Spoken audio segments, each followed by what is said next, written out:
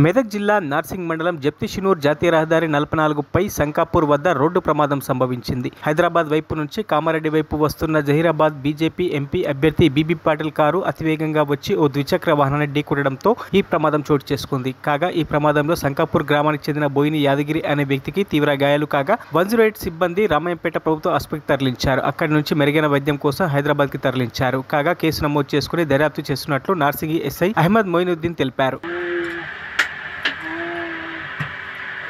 నెత్తికి తలకు తాకింది అబ్బా చేతికి ఇవ్వ డ్యామేజ్ అయింది బండి. బండి ఉందా? బండి పర్సనల్ హోల్సేల్ ఇట్లా వచ్చింది. మరి క్యాండిడేట్ ఎంపీ ఉందా?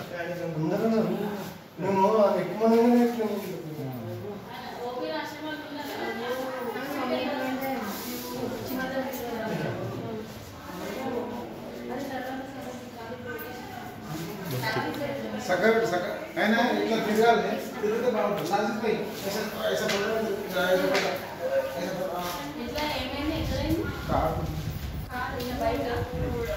మరిన్ని అప్డేట్స్ కోసం మా ఛానల్ని సబ్స్క్రైబ్ చేయండి.